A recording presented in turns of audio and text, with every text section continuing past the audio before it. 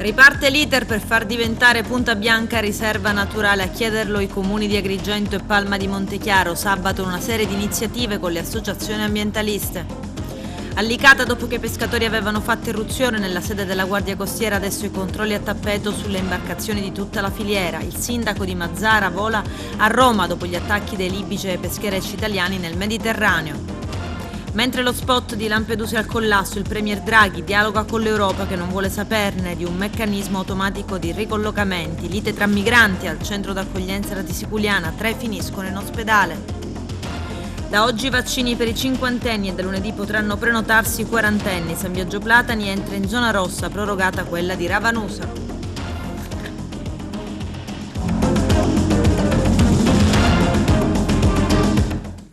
Bentrovati gentili telespettatori al nostro appuntamento con l'informazione. Agrigento e Palma di Montechiaro chiedono l'istituzione della riserva Punta Bianca. Adesso l'iter riparte, bloccato dal 1996 nei cassetti della regione. Sabato prossimo una manifestazione di pulizia dei luoghi, ma anche per liberare una tartaruga. Il nostro direttore Arturo Cantella.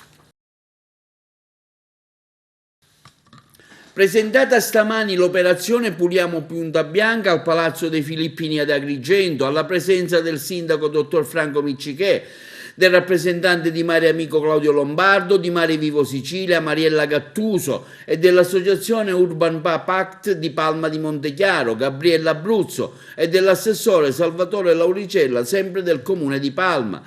L'iniziativa si svolgerà oltre che alla spiaggia di Punta Bianca anche a quella di Dresi e di Vincenzina a Palma, che potrebbe presto diventare anche futura riserva naturale. Penso che sia la prima volta che 2 amministrazioni comunali, Agrigento e Palma di Montechiaro, si sono messe insieme e hanno stilato un protocollo d'intesa con 2 associazioni di volontariato, Mare Amico e Mare Vivo, proprio per istituire questa riserva naturale di Punta Bianca. Ricordo che Punta Bianca è un sito importantissimo per noi agrigentini dal punto di vista anche proprio del territorio, della fauna, della flora, e penso che possa rientrare anche in quel circuito turistico come sono anche gli altri siti della provincia di Agrigento. Sabato ci sarà questo evento sulla pulizia proprio di Punta Bianca, si andrà anche verso il territorio di Palma, perché proprio congiuntamente l'operazione è dei 2 comuni, e penso che un evento del genere sia anche un altro tassello che sta portando avanti la valorizzazione del nostro territorio. Vi aspetto e vi invito tutti sabato mattina dalle 9 in poi a Punta Bianca. Puliremo Punta Bianca, Drasi, ma anche la spiaggia di Vincenzina di Palma. Questa è la conclusione di un progetto che vede le 2 amministrazioni, Palma e Agrigento, avere chiesto ufficialmente l'istituzione di una riserva naturale all'assessorato regionale territorio e ambiente e al presidente della regione Musumeci. Speriamo che sia la volta buona. Questo sabato noi faremo la nostra parte pulendo queste spiagge, ma non solo, ristruttureremo la vecchia barca abbandonata che ci sarà a Punta Bianca a cura dell'Accademia delle Belle Arti. Già abbiamo piantato lì dentro una palma nana, riposizioneremo dentro la cripta di Punta Bianca la vecchia Madonnina rubata e infine la cosa più bella, soprattutto per i bambini che verranno nel luogo, alle 11 libereremo una tartaruga caretta curata dall'Istituto Zooprofilattico di Palermo. Alle ore 12 sarà anche liberata una tartaruga caretta curata e assistita dall'Istituto Zooprofilattico di Palermo. Sarà quindi anche posizionata una statua della Madonna precedentemente rubata e donata da una coppia di Naro e posizionata all'interno di una cripta scavata nella marna di Punta Bianca, quindi ridipinta una barca di migranti che giace sul posto dal 23 dicembre 2013 a cura dell'Accademia Belle Arti di Agrigento Michelangelo. E siamo lieti di poter partecipare a questa iniziativa, anche perché è nostro onere e onore, sia come amministratori sia come cittadini, di salvaguardare la nostra casa, il nostro ambiente, che naturalmente è concentrato in tutti questi tesori che abbiamo nella nostra costa e che non sono stati mai salvaguardati. Più che partecipare siamo stati un po' la scintilla, perché per il nostro progetto noi abbiamo bisogno di associazioni che operano sul territorio e che ci aiutino sia a coinvolgere le persone e farci conoscere a livello locale, sia a mettere in atto appunto azioni e eventi che abbiano un risvolto ambientalista. E quindi è da dicembre che parliamo con Mare Amico e Mare Vivo. Sfortunatamente a causa del Covid è stato solo possibile cominciare adesso a progettare delle azioni, e questa per noi sarà la prima iniziativa, sicuramente non sarà l'ultima, perché abbiamo già in programma altre iniziative durante l'estate e anche con le scuole e con le altre associazioni di Palma. Da anni comunque siamo alleati con Mare Amico in quella che è la difesa proprio di questo territorio, perché il mio presidente, il presidente di Mare Vivo Sicilia, molto attivo nel territorio, è un agrigentino, Fabio Galluzzo, e lui da anni porta avanti la difesa di questo territorio e ha portato avanti dal 1996 l'istanza di istituire questa bellissima località come riserva della regione siciliana. Abbiamo scelto questa giornata della regione siciliana e abbiamo invitato tutti gli assessori al ramo e anche il presidente della regione a presenziare questa giornata, perché vorremmo finalmente che quel posto avesse il riconoscimento che merita. Ed è un posto che comunque è tolto alla fruizione dei cittadini, sia perché è difficile raggiungerlo, sia perché ha problemi di natura, lo sappiamo, diversa. Purtroppo lì c'è un presidio dell'esercito che da un lato l'ha salvaguardato da altre forme di inquinamento e di deturpazione, però dall'altro sussistono dei problemi che con la predisposizione però sono problemi che si possono risolvere. E poi soggiace all'inquinamento della plastica, quello è inevitabile, perché purtroppo le mareggiate riportano anche in quella spiaggia, come in tutte le spiagge del mondo, la plastica che noi in maniera veramente scorretta abbandoniamo nell'ambiente e che poi finisce in mare. All'ospedale Umberto I di Enna è stata medicata al pronto soccorso per ferite da coltello, da cucina, alle mani, alle braccia, al volto e a un orecchino una ragazza di 12 anni aggredita appena fuori dal bagno della scuola da una compagna di 14 anni che ha affidato a un insegnante di sostegno per problemi relazionali e psichici. La dodicenne, colpita dopo una colluttazione, è riuscita a raggiungere il corridoio della scuola e a lanciare l'allarme. Il dirigente scolastico ha informato la Procura della Repubblica e il Tribunale dei minori, mentre la 14enne è stata momentaneamente allontanata dalla scuola. La madre della vittima dell'aggressione commenta: poteva capitare a qualsiasi ragazzino, ma la cosa grave è che la ragazzina aveva portato con sé un coltello da cucina proprio con l'intento di fare male a qualcuno. Se mia figlia non fosse riuscita a divincolarsi, non oso pensare quali sarebbero state le conseguenze. A Licata quasi 100 uomini delle forze dell'ordine impegnate nei controlli sulle imbarcazioni e tutta la filiera. La settimana scorsa alcuni pescatori avevano assaltato la Capitaneria di Porto ed è arrivata la risposta dello Stato. C'è il servizio. Altra giornata campale per la marineria licatese. A distanza di una settimana dalle scene dei disordini all'interno dell'ufficio circondariale marittimo, non si è fatta attendere la risposta dello Stato. Diverse decine di uomini appartenenti alle forze dell'ordine hanno cinturato il perimetro operativo della Darsena portuale di Marianello. L'operazione è stata condotta dal corpo delle Capitanerie di Porto con l'ausilio di polizia, carabinieri e guardia di finanza. Impiegata anche un'unità aerea che per diverse ore ha sorvolato il porto. Dal pomeriggio di mercoledì ingresso schermato a Marianello e controlli, verifiche e sequestri fino a tarda ora. Non ci sono ancora i dati di un'operazione davvero imponente. Il lavoro delle forze dell'ordine è continuato e solo oggi, con ogni probabilità, si potrà avere un quadro numerico di sequestri e sanzioni. Abbiamo documentato una decina di viaggi dei mezzi cassonati in dotazione alla Guardia Costiera con all'interno centinaia di metri di rete da pesca posti sotto sequestro e stipati nel perimetro della Capitaneria di Porto diretta dal tenente di vascello Pier Giorgio Luminari. Da quanto abbiamo avuto modo di apprendere, sono stati sequestrati anche i box in uso agli operatori della marineria licatese. Durante il pomeriggio c'era stata anche una lunga interlocuzione tra Guardia Costiera e Comune. Alla base del sequestro dei box ci sarebbero infatti delle irregolarità a livello di pagamento dell'occupazione demaniale. La marineria licatese ha osservato per tutta la giornata quanto stava accadendo e ha annunciato di voler consegnare le licenze in capitaneria, poiché secondo gli operatori del comparto ittico non sussistono più le condizioni necessarie. No, sicuramente non si può andare a lavorare perché ancora qua stanno facendo questi controlli ci sono state barche che le hanno disarmate, hanno sequestrato tutte le reti, quindi difficilmente si può ritornare a lavorare.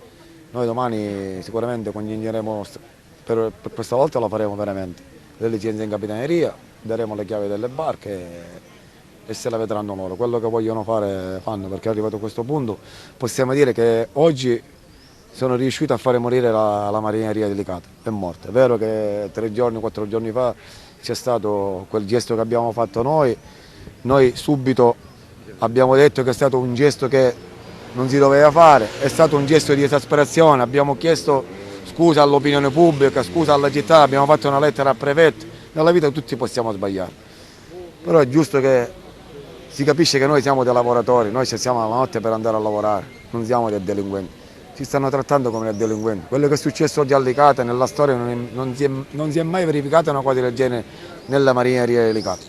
Lo potete chiedere alle persone più grandi di me.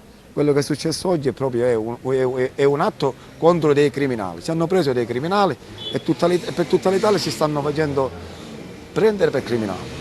Hanno sequestrato Capitaneria che è intervenuta con dei sequestri anche per quanto riguarda i box nella zona di Marinello dove voi tenete reti e tutto quello che vi serve per la pesca. Ho sentito questa notizia che stai dicendo tu, dicono che hanno sequestrato tutti i box dall'altra parte, quindi non possiamo prendere le cassette, polverina, cavi, gli attrezzi che ci servono pure per lavorare. Dicono che sono stati sequestrati perché il comune da parecchi anni che non paga il demanio marino e questa è un'altra cosa che stiamo piangendo noi. Poi vorrei dire una cosa a tutte le istituzioni politiche, non voglio risparmiare a nessuno, è veramente vergognoso, fino ad oggi non abbiamo avuto nessuno che ci è stato vicino, questo è veramente scandaloso, dal sindaco agli onorevoli e tutti. Non vi dimenticate questo che sta succedendo a Licata quando sarà per le votazioni, dimenticatevi la marineria di Licata perché la marineria di Licata come è morta oggi è morta pure per voi. Il sindaco di Mazzara del Vallo, Salvatore Quinci, a Roma per affrontare la questione della sicurezza dei pescatori di Mazzara del Vallo nel Mediterraneo, in seguito ai tanti episodi a danno dei pescatori attaccati dai libici. I dettagli nel servizio. La Marina libica di Al-Khoms ha smentito rispetto all'episodio del 6 maggio di aver sparato contro i pescherecci italiani, ma in realtà poi una concreta verifica di dove si sono prodotti dei danni per gli spari al peschereccio dimostra che gli spari non sono stati soltanto in aria. È da ricordare che la delimitazione dei confini marittimi è materia di competenza dei singoli Stati, anche se membri dell'Unione Europea. La stipula di accordi di pesca ricade invece sotto la competenza dell'Unione Europea. In assenza di accordi si può procedere ad intese di carattere privato, come quella che fu siglata nel 19, volto a consentire che un certo numero di pescherecci di Mazzara del Vallo potesse operare nelle acque libiche. Quella intesa tuttavia è andata incontro a sospensione e il caso clamoroso che ne derivò fu il sequestro dei pescherecci con i relativi 18 pescatori di Mazzara e che furono alla fine liberati per intervento diretto del Presidente del Consiglio e del Ministro degli Esteri dopo una lunga trattativa. I pescatori italiani che sconfinano sono in una condizione obiettivamente di rischio e questo è un punto che dobbiamo avere presente tutti ed è il punto su cui bisognerà agire. La problematica attiene all'identità stessa della mia città. Proverò a descrivere in modo sintetico lo scenario che oggi vede la città di Mazzara del Vallo, tra le più importanti marinerie d'Italia, conosciuta nel mondo per il suo brand, il gambero rosso, soffrire una stagione carica di incognite per la sua stessa sopravvivenza. La pesca del gambero rosso da sempre rappresenta una peculiarità che in tutto il Mediterraneo viene effettuata quasi esclusivamente dai pescatori di Mazzara del Vallo.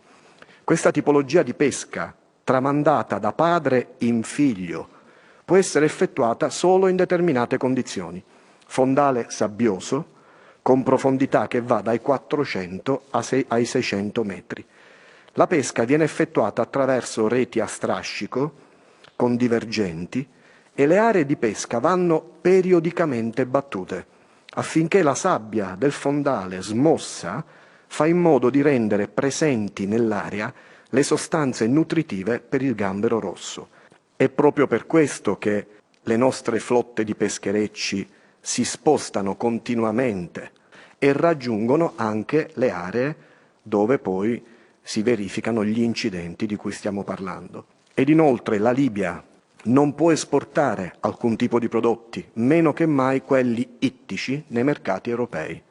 Pertanto il conflitto in essere tra la Guardia Costiera libica, perché di conflitto si tratta, e la flotta dei natanti mazzaresi non è legato certamente al tema dello sfruttamento delle aree ai fini della pesca.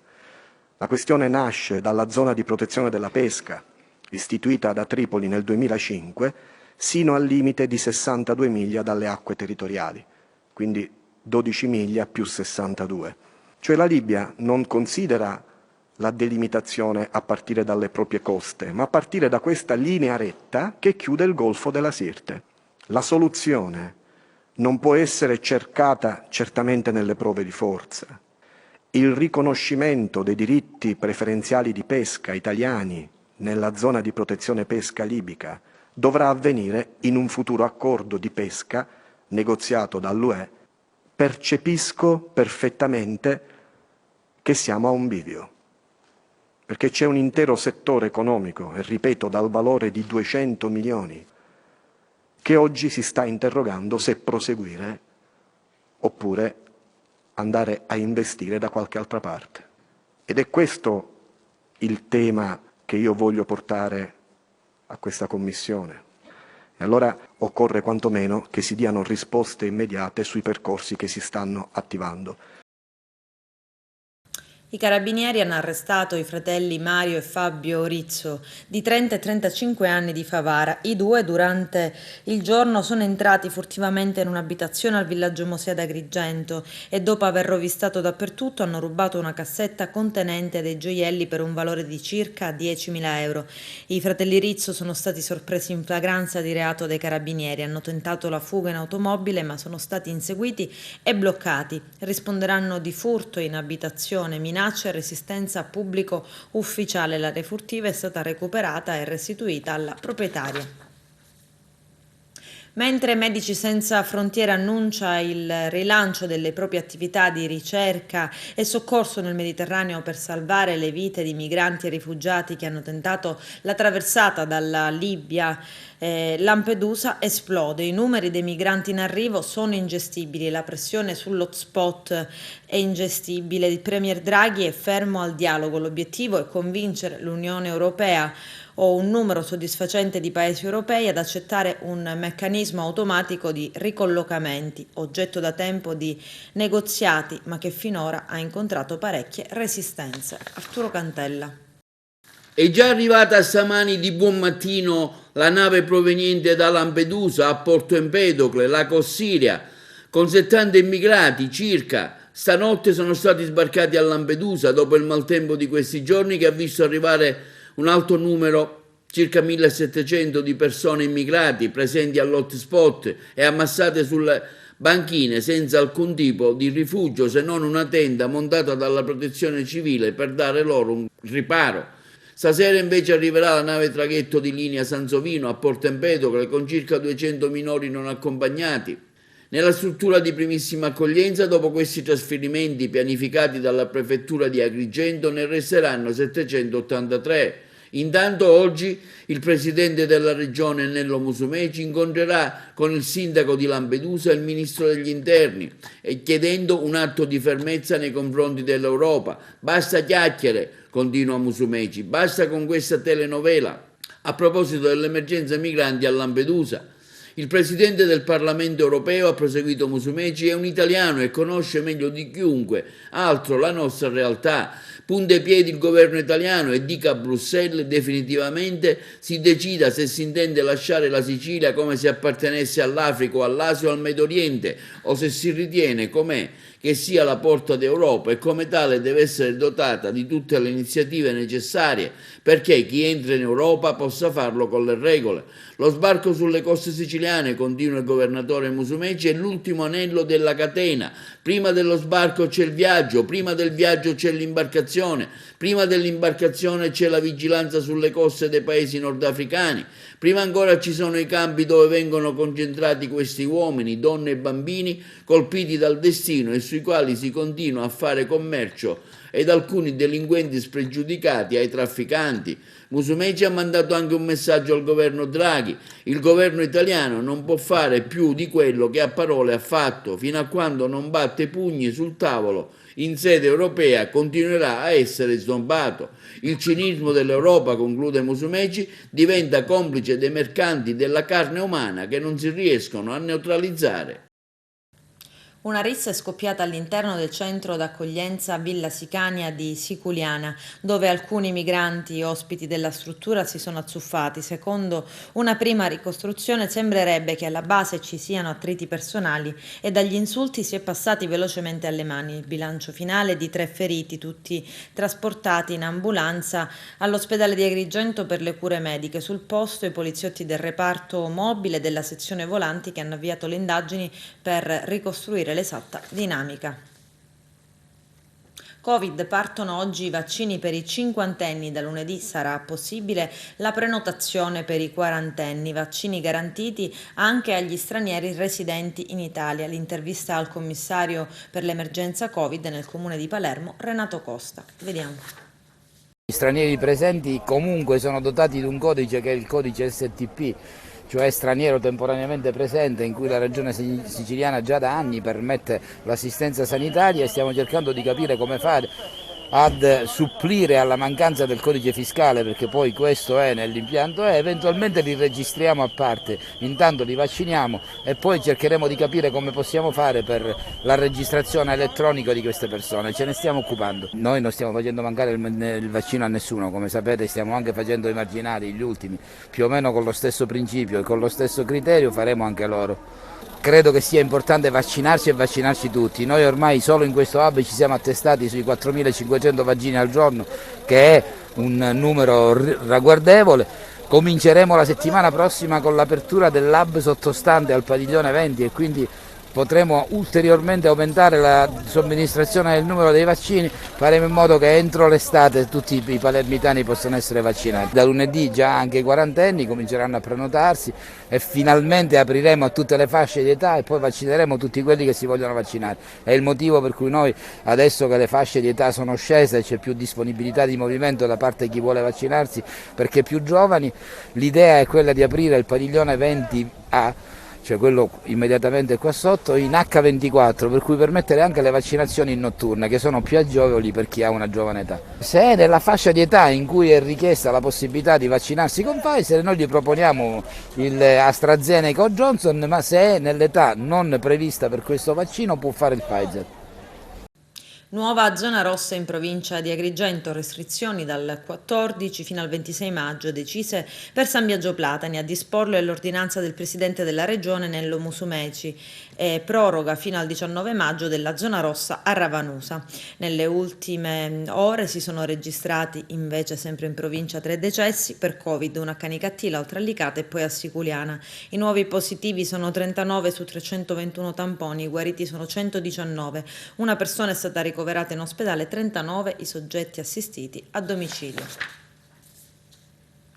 Paura ieri pomeriggio in un supermercato a Caltanissetta, dove un 34enne ha lanciato pietre contro la vetrata e l'ingresso di un supermercato, pare per rappresaglia perché gli era stato proibito l'ingresso in quanto sprovvisto di mascherine. Il personale e i clienti si sono barricati dentro, nel frattempo hanno contattato la polizia, giunta poco dopo sul posto. Al loro arrivo gli agenti hanno trovato l'uomo che brandiva un grosso masso all'indirizzo della porta d'ingresso del supermercato già in frantumi, lo hanno bloccato arrestato e portato in questura, dove è stato identificato il responsabile della sicurezza dell'attività commerciale. Ha riferito ai poliziotti che poco prima l'uomo era stato allontanato perché si era presentato all'entrata del negozio privo di dispositivi di protezione individuale. Poco dopo era tornato e aveva iniziato a tirare grossi massi all'indirizzo della porta d'ingresso, frantumandone i vetri. Il 34enne è stato denunciato per danneggiamento aggravato e getto pericoloso di cose e sanzionato amministrativamente per violazione della normativa anti-Covid-19.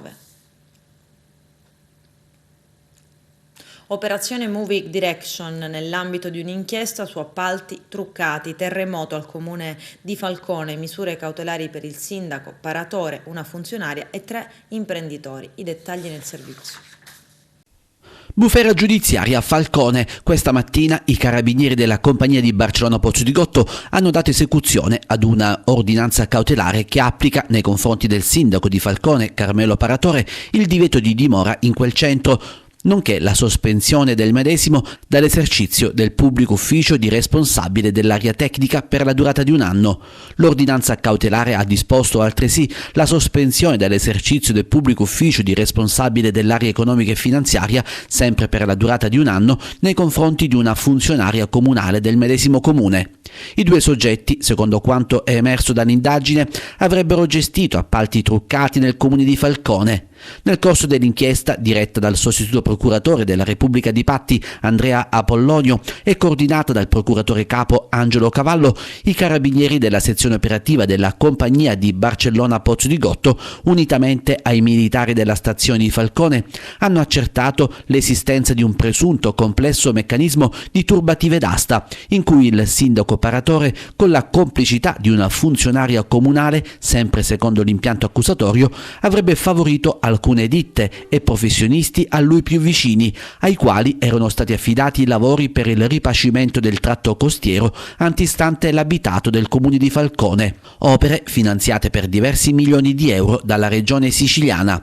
Gli altri operatori economici che intendevano partecipare ai bandi pubblici estranei al sistema da tempo collaudato, si evidenzia nell'indagine, venivano in qualche modo invitati e persuasi a farsi da parte. Nell'ordinanza il GIP per le indagini preliminari, dottor Eugenio Aliquò, ha sottolineato la capacità del paratore di influenzare il normale sviluppo dell'azione amministrativa, impedendo che la stessa possa manifestarsi attraverso l'osservanza delle regole dell'imparzialità, ed ancora le esigenze cautelari che in concreto emergono si materializzano attorno ai dati di spiccato allarme sociale del tutto incompatibili con la gestione della cosa pubblica e vedono come figura assolutamente centrale e dominante il sindaco paratore, il quale, scrive ancora il GIP, agisce per perseguire interessi di parte sfruttando il suo ruolo istituzionale. Il GIP ha altresì evidenziato come il sindaco di Falcone, coordinando alcuni funzionari comunali a lui asserviti, abbia pilotato le gare in favore di ditte a lui vicine per poter accelerare i tempi di esecuzione dei lavori e spendere il risultato dell'avvio di quei lavori durante la prossima campagna elettorale, così da ottenere maggiori consensi. Il primo cittadino, inoltre, continua l'accusa, avrebbe fatto chiaramente intendere ad alcuni professionisti a lui vicini che se il sindaco fosse cambiato, costoro non avrebbero più lavorato con il comune di Falcone.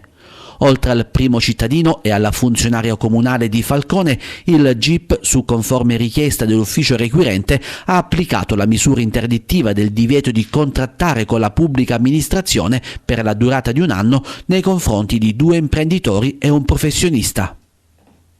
Francesco Viola è il nuovo presidente del Consiglio Comunale di Cammarata, lo ha intervistato il nostro direttore Arturo Cantella. Francesco Viola è il nuovo presidente del Consiglio Comunale di Cammarata. A tal riguardo gli esponenti politici della lista Il Futuro Adesso esprimono grande soddisfazione per l'elezione di Francesco Viola a presidente del Consiglio Comunale, avvenuta lo scorso giorno 11 maggio, rinnovando i sentimenti di stima e di riconoscenza a Giuliano Traina, che si è dovuto dimettere dall'importante carica per sopravvenuti impegni di lavoro. Nell'insediarsi, il neopresidente Francesco Viola ha ringraziato i consiglieri e tutti i cittadini che hanno consentito la sua brillante elezione e il successo della lista Il Futuro Adesso, continuando, assicurato, ricoprendo la seconda carica più rappresentativa del comune di Cammarata, il suo massimo impegno per rilanciare il prestigio del Consiglio Comunale cammaratese, che storicamente si è sempre distinto per importanza e autorevolezza dei propri componenti. Ringrazio tutti i cittadini che mi hanno votato e mi hanno dato la loro stima e la loro fiducia ad essere un consigliere comunale. Poi ringrazio anche il gruppo consigliare Il Futuro Adesso, che appunto mi ha accordato questa fiducia per ricoprire la seconda carica per importanza nell'ente. Io spero, o almeno mi auguro, di essere all'altezza della prestigiosa carica. Mi impegnerò al massimo, di questo sono certo, di dare il mio massimo impegno per non deludere le aspettative di tutti. Le problematiche sono tante, ecco, la funzione del Consiglio Comunale quale sarà? Sicuramente viviamo in un periodo abbastanza duro, sia per quanto riguarda l'amministrazione che per tantissimi altri aspetti. Le problematiche, come diceva lei, appunto sono tante e l'impegno che possiamo prendere sicuramente con tutte le persone è quello di fare il massimo. Giorni fa c'è stata una importante manifestazione dei comuni montani a Roma per rivendicare fondi europei. In questo senso cosa farete? Sì, l'amministrazione, devo darne atto, sta lavorando bene e sicuramente si sta muovendo a fare il massimo. A questa manifestazione ha partecipato il sindaco e ha il mio pieno appoggio in tutto. E come presidente quale sarà il tipo di rapporto che lei porterà avanti con i consiglieri comunali, anche in un discorso politico con la giunta attiva? Allora, in qualità di presidente appunto del Consiglio, io farò il presidente del Consiglio di tutti i consiglieri comunali, sia che siano di maggioranza che siano di opposizione. In me troveranno la maggiore disponibilità possibile e sono sempre aperto a qualsiasi tipo di confronto e di richiesta. Adesso c'è la pubblicità, a tra poco, vi aspetto. Continua la battaglia dei sindaci delle zone franche montane. Vediamo. Quello che sta accadendo bisogna sottolinearlo con una certa importanza. La legge regionale sulle zone franche montane di prossima emanazione da parte del Parlamento nazionale ha un corollario che riguarda tutta la regione siciliana. Per la prima volta questa legge di iniziativa del Parlamento regionale ha richiamato l'attenzione, lo studio, l'approfondimento su tutte le storiche criticità di questa regione ferita, attinenti alla realizzazione completa e corretta dello Statuto siciliano. Al Senato, alla Camera dei Deputati, nelle sedi dei ministri, nelle varie audizioni, nelle sedi della burocrazia statale, sono stati oggetto di approfondimento, di confronto quegli articoli dello Statuto sui quali l'attenzione politica nazionale del passato è stata episodica ed imperfetta. La legge sulle zone franche montane, che si intesta da un accordo unanime da parte del Parlamento regionale, rappresenta pertanto il raggiungimento di un traguardo politico che non potrà più essere ignorato nel futuro. Credo sia semplicemente dignitosa, dopo decenni di disattenzione. Dal momento in cui in aula ci sarà la discussione di questo ordine del giorno, che penso che sicuramente sarà approvato, cercare di fare uscire allo scoperto in maniera chiara il governo e quindi il presidente Musumeci o il vicepresidente Armao, che ha seguito di prima persona questa vicenda, per capire in maniera chiara queste relazioni, in che termini si propongono alla ragioneria dello Stato, se le idee sono quelle chiare, quelle giuste, quelle che vogliamo noi, o se ci sono altre idee, perché è chiaro, e l'abbiamo pure toccato con mano, che c'è qualcuno che lavora contro. Nel marzo del 92 il ministro degli interni Scotti trasmette a tutti i prefetti italiani una circolare in cui si paventa l'esistenza di un piano per la destabilizzazione del paese. Io credo che le iniziative stragiste di Cosa Nostra non rientrino in un piano di destabilizzazione tra virgolette, politica dello Stato, entrano, come tutti i piani di Cosa Nostra, negli interessi, vorrei dire, privati di Cosa Nostra, che non a caso si chiama Cosa Nostra. La mafia fa i programmi terrificanti, efferati, che le interessano. Se si intende che l'omicidio di Falcone, la strage di Capaci e poi quella di Via D'Amelio fossero congegnate per destabilizzare l'apparato repressivo che riguardava Cosa Nostra e che era in piena attività, si era concluso nel mese di gennaio, come è noto, il processo in Cassazione con la conferma delle condanne di tutta la cupola. Già si era avviato un primo atto criminale per l'epoca già al massimo livello, come quello dell'assassinio di Salvo Lima, dell'onorevole Lima. Gli atti successivi sono conseguenti a questa, che è caratteristica della mafia. Viceversa, il documento diramato da Scotti al ministro degli Interni, credo su sollecitazione del capo della polizia Parisi, non alludeva, se io non ricordo male, a strategie terroristiche di Cosa Nostra. Quello che si ventilò fu addirittura di un coinvolgimento in qualche modo dell'Italia nella vicenda di disgregazione in corso della ex Jugoslavia. La cosa mi sembrava poco o nulla attinente. Giorni successivi alla strage di Capaci, uno degli elementi più significativi delle prime indagini è la partecipazione dell'FBI. Quella specifica indagine sì, ripeto, l'iniziativa fu mia, l'idea non è stata mia, bisogna riconoscere merito al merito, fu del mio più stretto collaboratore, capo della mia segreteria, mi accompagnava sul luogo appunto in cui vedemmo questi mozziconi di sigaretta per terra, e lo vidi un po' meditabondo, disse: ma queste cose si possono far analizzare.